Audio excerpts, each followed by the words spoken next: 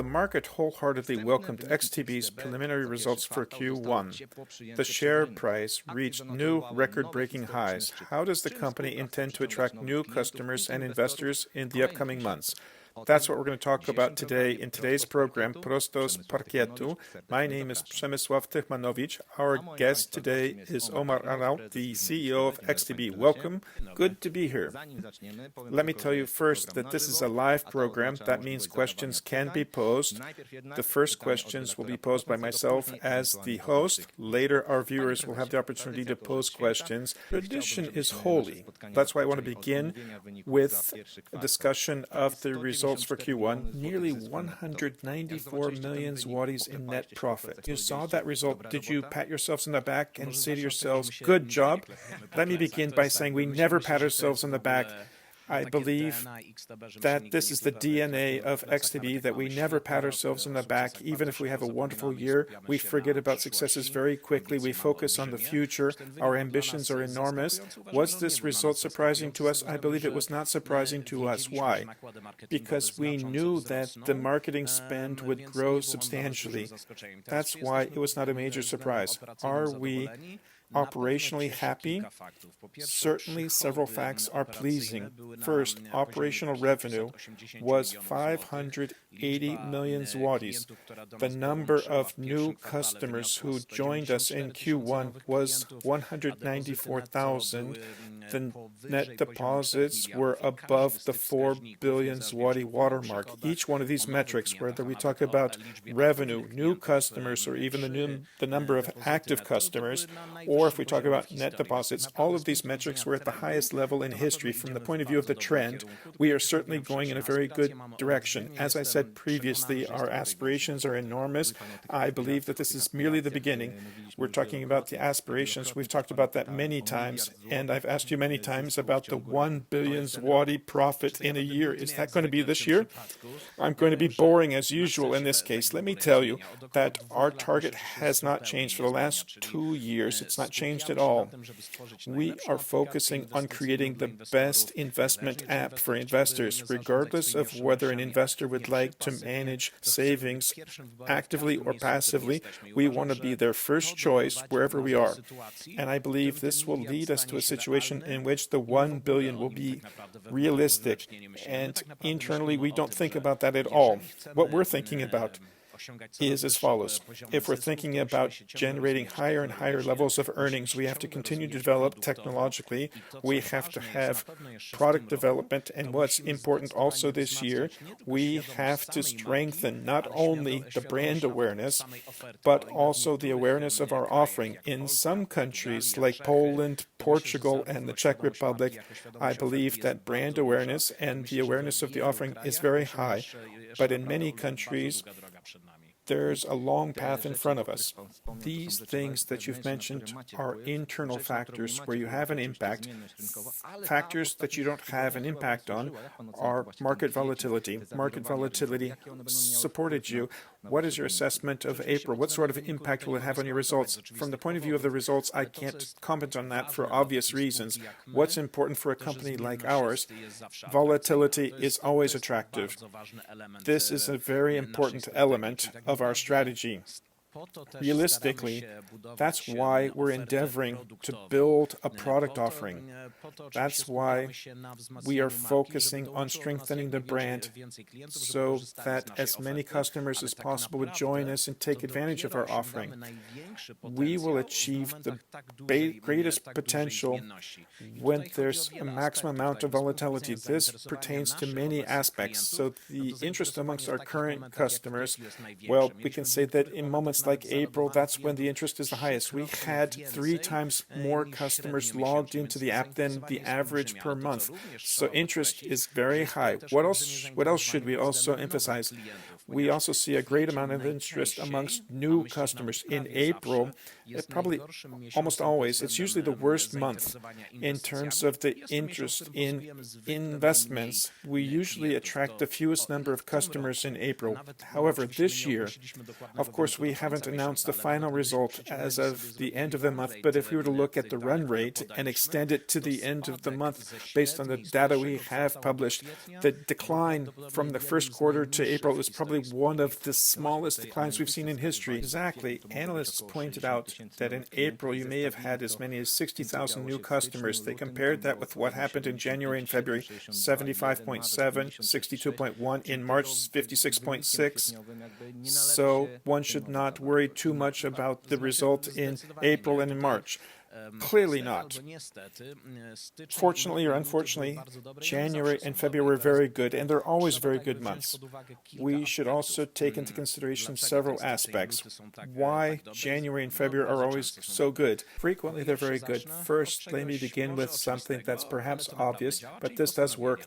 New Year's resolutions, and this is always the case in many industries. It is the case that the interest is very high in January, because in December we're saying that we have to take things into our own hands.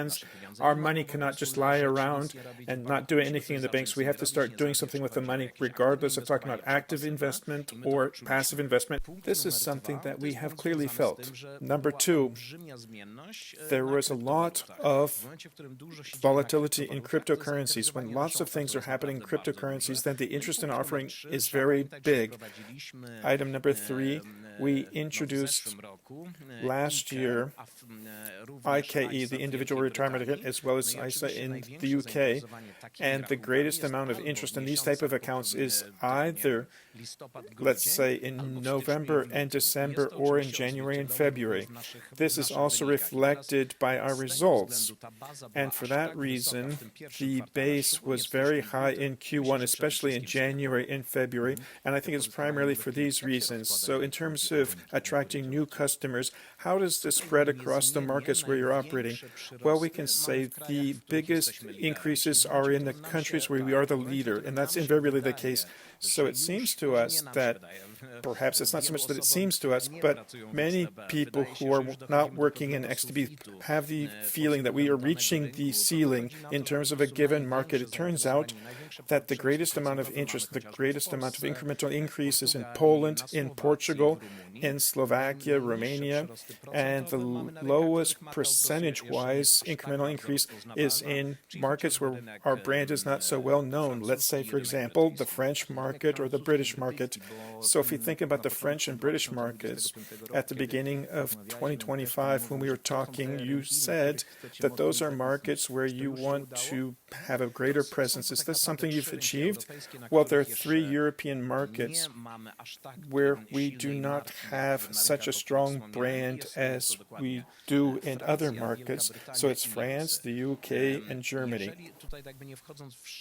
Without delving into the details, in these markets, if we compare the number of newly acquired customers in Q1 of this year to Q1 of 2024, we can say that the movement is very big. The softest of these 3 markets has an increase in terms of number of new customers by 15%. The best of these branches has an incremental increase of 150%. This depends on where in the process of development a given branch is located. Certainly, when we talk about building a brand awareness, awareness of the offering, these are not things that can happen overnight. Our expectations are very down to earth. That's why this year is so crucial, because we have something to fight with on these markets. We have a wonderful offering. We need to focus on brand awareness, and I think the effect will be more and more pronounced. We can already see quite a lot of effects coming from our activities. Does that mean there's going to be more marketing efforts there? Up until now, we don't have any plans to continue increasing marketing budgets, which is something we discussed at the beginning of the year. In XTB, the overall increase is 80%, so we believe that we'll fall within this upward or growth budget. I cannot imagine a situation in which we could continue the fight on these markets if we were not to increase our budgets. That does not mean you can increase by 10, 50, and 80%. If I were to divide XTB markets up, I would say there are markets. There's not a lot of sense to continue to strongly increasing our marketing budgets. If we look at Portugal, Czech Republic, Slovakia, perhaps even Poland, realistically we're coming to such levels They're very high. That does not mean we could not increase those budgets, but we should say the increases would not be so decisive as in other markets. But if we look at the UK, France, and Germany, I believe that there's an enormous amount of space to increase our budgets. Here we're talking potentially about 100% increase. This would not pertain to the overall company, but just a few branches. If we look at the UK, if we were to want to compete with the market leaders there, the market leaders for many years have been spending 4 to 5 times more than we have. Let's come back to the UK and France. You've launched new products. Are those new products delivering results? In France, a larger campaign in terms of the PA accounts will begin this week or next week. This is going to be a large-scale program. What we need to say here is that in the French market, these PA accounts are being set up. There's basically 1,500 accounts being set up per day. We have either the best offer for that or one of the top 2 or 3 offers. And having such a good offer, then we have to speak about that very loudly. We see enormous potential here in the UK, generally speaking. If we think about XTB's position in the UK as opposed to France or Germany, well, we can say that we're nobody in the UK. So this is a branch where the incremental increase and building the brand is going to take the largest amount of time. So if we look at the ISA accounts, of course, we do see increase in the UK. Generally speaking, we do see growth in terms of the number of accounts, but these are not the levels to which we're aspiring. Okay, let's talk about marketing costs. Operating expenses in Q1 were 315.8 million zlotys. Was this in line with your assumptions? Well, our biggest marketing campaigns are run in Q1 or Q4, and that was also the plan in most of our branches. And when we talk about Q2, if there are any type of efforts that are more expensive in terms of marketing, this is usually offline, or out of home, or TV. Most of these efforts are wrapped up in April or May. In some cases, many branches, they were wrapped up in Q1. What's next? Well, we'll focus on other marketing elements. We have online. We're cooperating with different partners. There's a lot of educational events. This is not something we can forget about. If I'm not mistaken, in Portugal in the upcoming weekend, we're going to have the biggest educational investment in the entire country. So we're focusing on totally different things. That doesn't change the fact that we're online with the plan. So if we talk about the 315, almost 316 million zlotys, should we anticipate similar level of costs in upcoming quarters? I don't think so. I think probably in Q2, the costs of marketing will be lower. In the vacation period, they will be even lower. And in Q4, they'll probably be the highest. Let's go on. New products. Talking about Poland, IGZA. When? IGZA will be rolled out in Q2. I can confirm this. Today, I talked with the head of technology.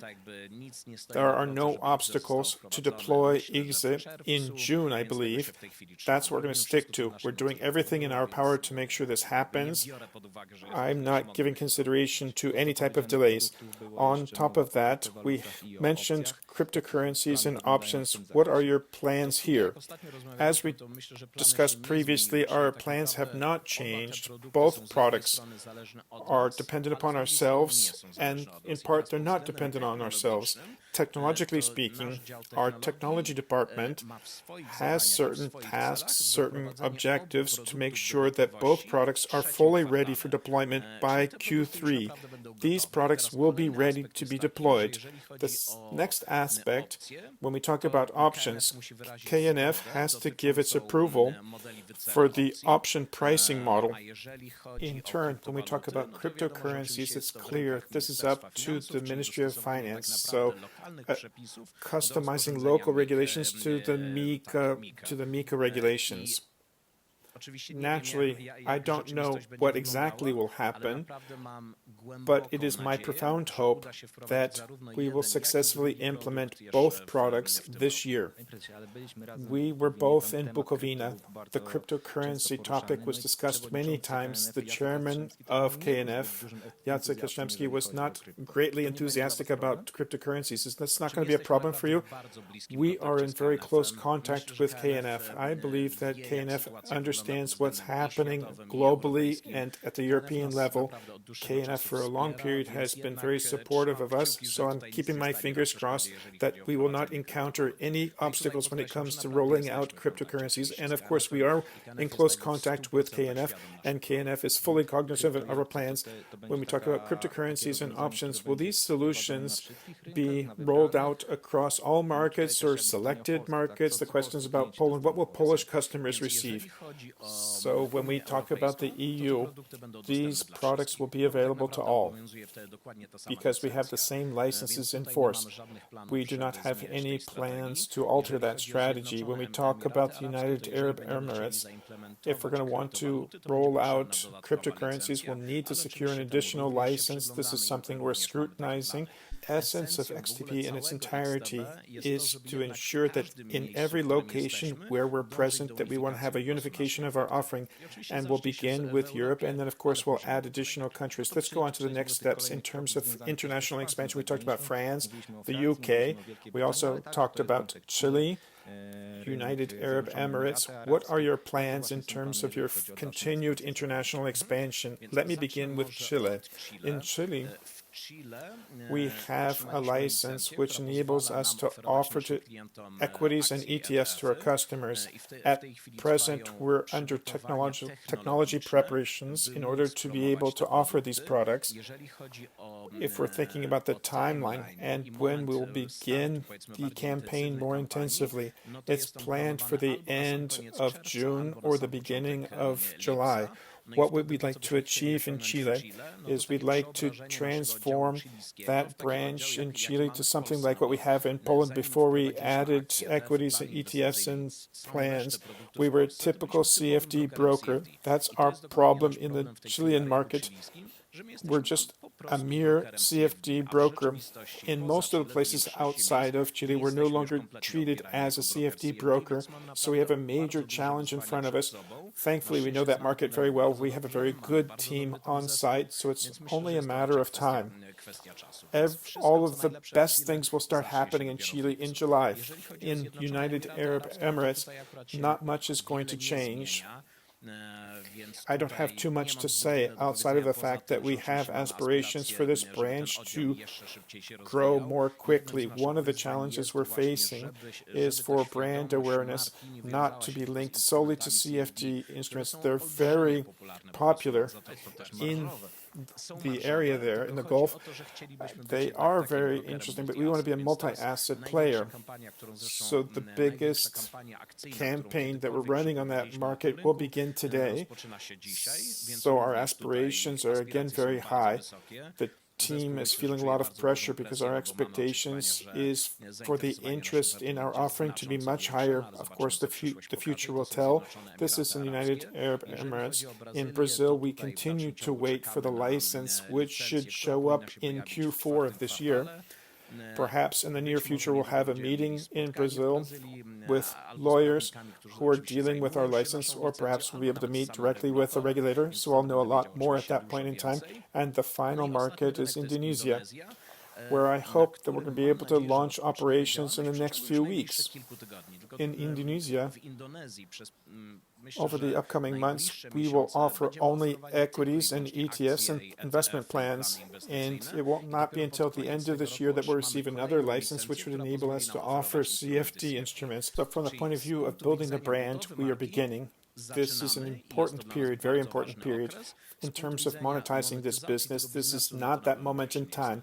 On the other hand, when we recently talked, we said that the marketing spend up until the moment when we introduce CFD instruments will not be very big. Do you have a map in your office, a map of the world where you're marking the next countries? Do you have another pin that you've pushed into the map in terms of a country that you're considering? No, it's quite the opposite.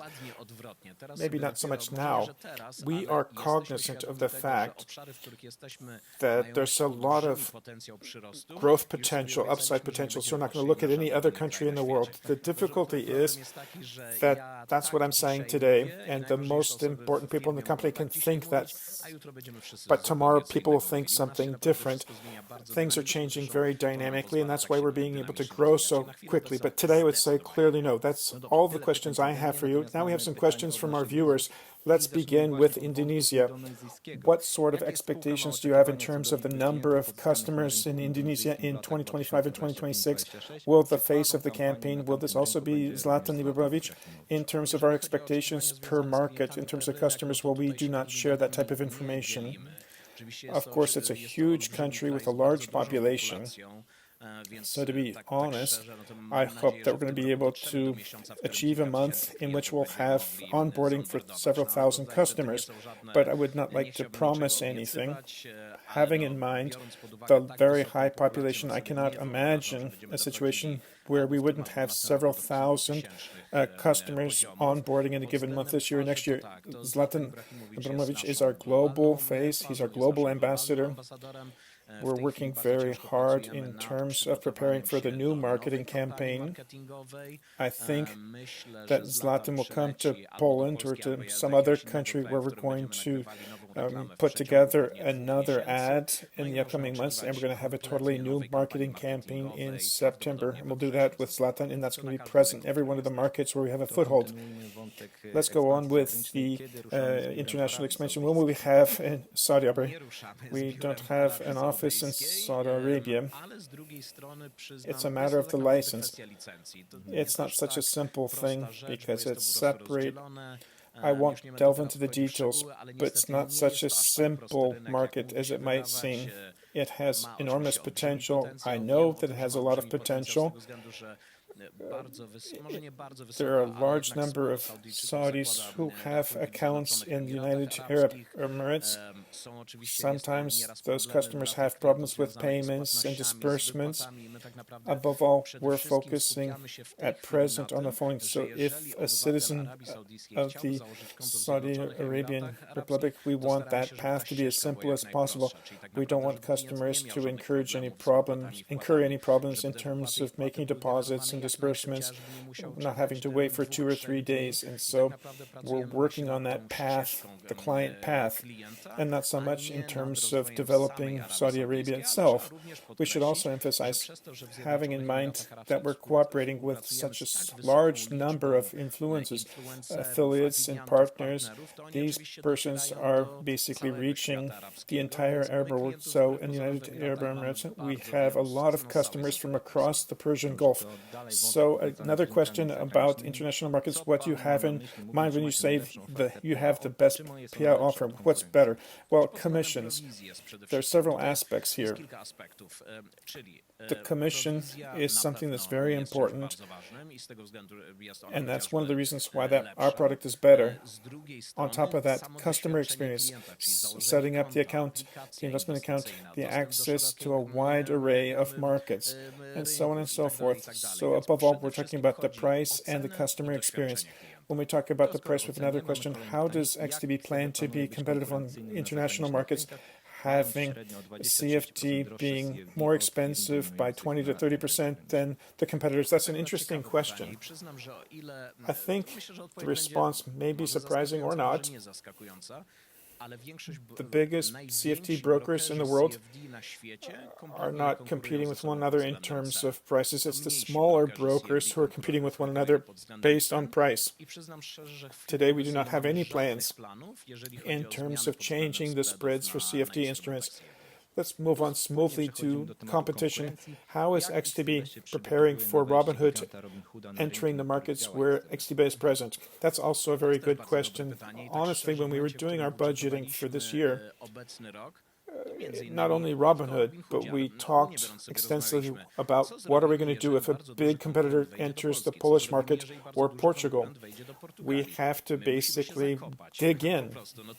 maybe basically it's so I wanted to say we wanted to dig in, and this is exactly what we're doing.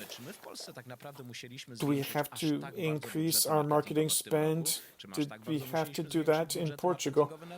No, but let's remember that if we look at the Portuguese market before Trade Republic entered that market, and they had a huge incremental increase with respect to the German market. They have a lot of desire and hunger to be successful. That's also true of ourselves. Having in mind the fact that we're already present in these markets, it's much easier for us to compete with those companies who aren't there. Robinhood is going to have to learn how to run business in Europe. They have a very good product, but we also have a very good product. And so our products will continue to develop, their products will continue to develop as well. But our advantage is the fact that we're already present.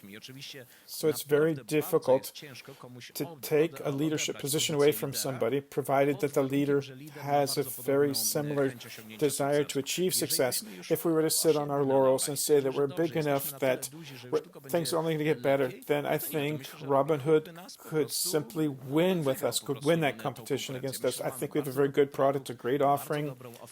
We are present, at present, the leader on these markets. We're physically present in these countries. We understand the needs of those investors on site much better than people who have a single head office who are working solely on the basis of a small sales department, but without any type of personalization efforts. I think it's going to be very difficult for them to penetrate a very competitive market there. So it's not the same level of competition that we saw a few years ago. So it's certainly, is this going to be a battle to the death in our case? For sure. To be honest, let me put it differently. We treat competition very seriously, regardless of whether we're talking about Revolut, Trade Republic, or Robinhood, or anybody else. Realistically, we do have aspirations to become the entity of first choice wherever we are, and we're not going to yield or surrender our position to Robinhood. We have that hunger to achieve success, but we've been in Europe for a longer period of time. We have another 3 questions. You talk about technology. The question is whether or not Station will continue to develop. We don't have any additional graphs or metrics. It's clearly going to continue to develop. A large portion of our focus over the last 2 to 3 years has been linked to rolling out new products, stability, and making changes in terms of the UX. Of course, automation is 3 or 4 directions of activity that we have in mind. The question is, well, the platform hasn't changed so much in terms of analytics, graphs, indicators, AI for analytics. I would fully concur with that. We had a meeting about that subject. We have some thoughts. Should we use external software and then try to improve it internally, or should we have even higher aspirations and create our own in-house product? We'll probably select the latter. We're aware that our graphs, our indicators, analytically speaking, hasn't improved that much in the last few years, so there will be clear changes in this area. Will you want to acquire other financial companies on international markets? No, we don't have any plans of the sort. It's not the case that we've closed the door on that subject. The idea is that it's a matter of prioritization. So if we were to integrate with another company, I believe this would be a huge project for our technology department, and that would take us away from other projects that we're working on. This would have to be a wonderful opportunity, not only in terms of the price, but in terms of adding our presence, our footprint to a different geographic area. But the likelihood is very small. Next question, are you planning for a pan-European offering for an individual retirement account? And OIPA. Well, let me smile a bit here. This is not in our plans for the next few months. If we want to be competitive in Europe, we have to have all of the most important products that our customers are looking for. So I can't confirm or deny, I would just smile. I think we now have the final question. We've already discussed this to some extent at the beginning of our discussion. We're talking about volatility and the impact on your results. This is a subject that comes up quite frequently. There's one single question. How do you assess volatility in April and May? How favorable is volatility in this period compared to the COVID period in 2020 and the beginning of the war in 2022? Unfortunately, I cannot respond to that question. I would love to respond to that question, but I cannot, because we are a public company, and I would not like to say, for anything I would say, to have an impact on our share price. Regardless of whether or not this would be good or bad information, even though I have an honest desire to respond to that question, I cannot respond to that question. One other question. Are bonds still on the table? Certainly not this year. Bonds have been put on the shelf. The code will not die. It's clear we will probably have to adjust it, customize that, but this is not a plan for this year. Now I can clearly wrap things up. Omar Arnaout, the CEO of XTB, was our guest today. Thank you very much for today's discussion. I would also thank you.